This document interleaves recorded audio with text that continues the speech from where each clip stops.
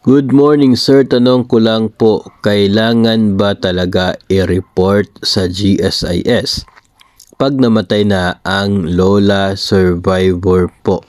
Lola ko, survivor po, lola ko sa lolo kong pulis. Last December 31 namatay lola ko. Hanggang ngayon kasi kumuha pa rin yung auntie ko sa pension niya kasi hindi pa kami nakapasa ng death ni lola sa GSIS.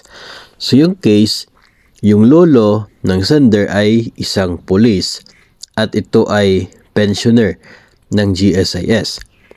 Nung namatay yung lolo niyang pulis, automatic na yung misis na lola ng sender ang naging survivorship pensioner. Okay? So dahil siya po yung survivorship pensioner, dahil asawa niya ay pensioner na GSIS. Kapag namatay itong si survivorship pensioner, ay wala na pong iba pa na miyembro ng pamilya na tatanggap ng pensyon, no? Kasi nga ay para lamang po yun sa mag-asawa, no? Doon sa pensioner mismo at doon sa kanyang misis na naging survivorship pensioner. Ngayon, namatay itong lola na survivorship pensioner noong December 31 and until now, dahil hindi pa na-report sa GSIS, ay patuloy pa rin ang pag-withdraw nila ng pensyon galing sa ATM ni lola. So ito po ng case na ganyan ay dapat po talagang i-report sa GSIS kapag namatay si pensioner. Sa ganon ay mahinto na rin ni GSIS yung pagbibigay ng pension kasi wala na pong eligible na tatanggap sa pension kapag si survivorship pensioner yung namatay. Ang mangyayari niyan ay possible, no? I'm not just sure kung ano po yung talagang gagawin ng GSIS, pero mayroon pong tendency na ipapa-return yung pension from January.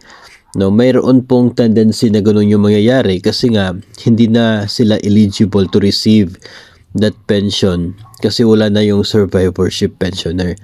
No, so ito pong auntie na siya pong sabihin natin kahit yung anak, no, yung anak kasi ng pensioner tatanggap lamang siya ng tinatawag na dependent pension, no, kapag minor below I guess 21 yata yun, 18, gano'n.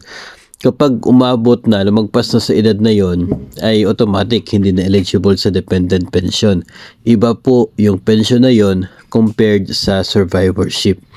So magkaiba po sila. So I assume na sobra na sa 18 or 21 or 22 ba itong tita, itong auntie ng sender.